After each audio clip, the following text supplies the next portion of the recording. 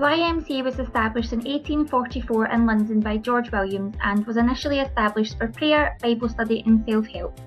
They worked to bring about social justice and peace to communities by empowering young people to be agents of change. In 1853, the YWCA was formed to mirror the YMCA and their approach and principles. Throughout the 1860s and 70s, there was a demand for education.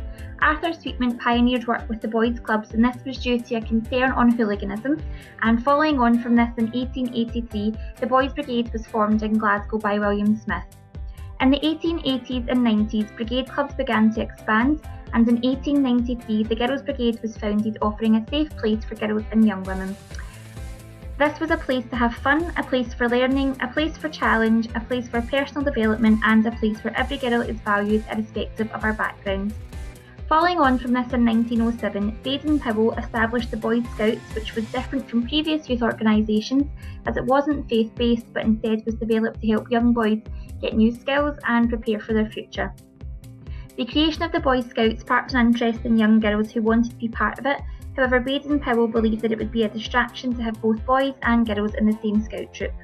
As a result of this, him and his sister founded the Girl Scouts in 1910 with the same principles as the boys. At this time, youth work was seen to be a separate distinction from formal education, and during World War I there were no real developments in youth groups and youth organisations. Walkie and others in 1931 developed the first written handbook for youth workers, which was called Methods in Youth Work. At the end of World War II, there was a need for the development of detached youth work and open youth clubs, and this was to respond to young people at the time and to target vulnerable young people.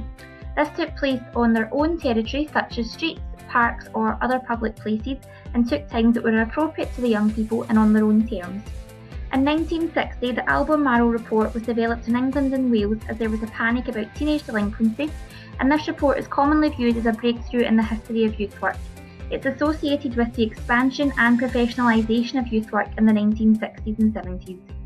Scotland in 1971 then developed the Kilbrandon Report, which was an influential policy based on how society should deal with young people in trouble and serve to seek the best outcomes for Scotland's vulnerable children. Between 1971 and the early 2000s, the government was more concerned with formal education, and youth work lost a lot of development as there wasn't as much of a focus. The Working and Learning Together Act in 2003 aimed to blend formal and informal approaches together through youth work and was the latest development seen in Scotland. The notion of merging formal and informal education together was reinforced with the development of the Curriculum for Excellence in 2004 and supports the idea that learning and achievement can take place in a variety of formats and settings, not just schools. There are strong links between the nature and purpose of youth work and the Curriculum for Excellence. Throughout the evolution of youth work, there has been a notion of the key purpose as being to enable young people to develop holistically, to work with them to facilitate their personal, social and educational development. Youth work should give young people a voice and a place in society to reach their full potential and capabilities. Smith believes that the 5 dimensions of youth work are as having a focus on young people, the young people being voluntary participants, to foster association, relationship and community, to be friendly, accessible and responsive, and also act with integrity and provide an education. At Here for Youth, we aim to provide a youth service that works in line with the notion and key purpose of youth work and incorporates the 5 dimensions.